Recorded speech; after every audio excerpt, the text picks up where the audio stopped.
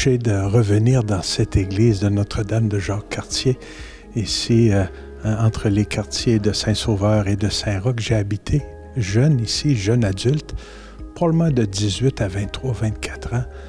J'étais sur le marché du travail et je venais ici dans cette église tous les matins à 6 heures pour participer à la messe. Monseigneur Paul Nicole descendait de l'archevêché tous les matins pour célébrer la messe et ça donnait bien parce que je venais à 6 heures et je partais après pour mon travail. Alors, j'ai beaucoup de très beaux souvenirs dans cette magnifique petite église. On est dans un bâtiment qui a été construit pour vivre sa foi. Comment est-ce que vous réagissez face à ce que c'est devenu ici, le projet de la nef et tout ça?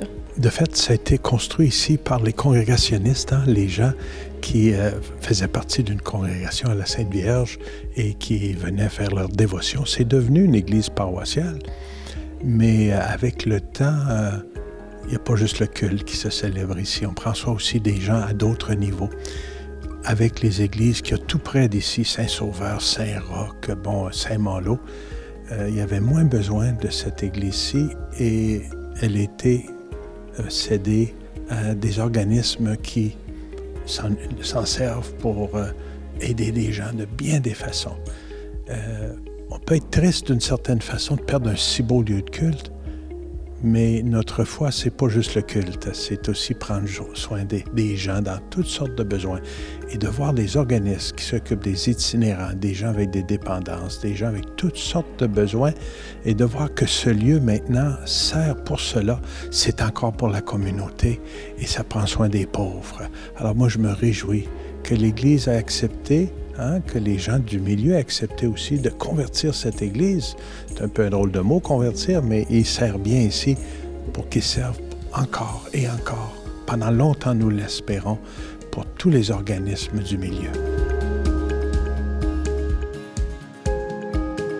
Quand on pense justement à conversion d'église, requalification d'église, c'est quoi votre souhait là, dans ces processus-là? On cherche toujours à ce qu'une église qui n'est plus appelée être un lieu de culte puisse servir à la communauté. C'est toujours notre premier désir. C'est pas toujours possible.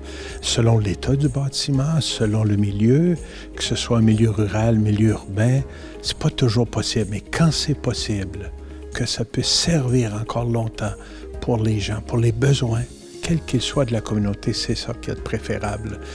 Quand c'est pas possible, parfois il faut démolir parce qu'il n'y a pas les sous, elle est en mauvais état ou qu'il n'y a vraiment pas de projet possible dans le milieu. On doit passer à autre chose. Mais on ne peut que se réjouir de voir que celle-ci et d'autres aussi servent pour les biens de la communauté.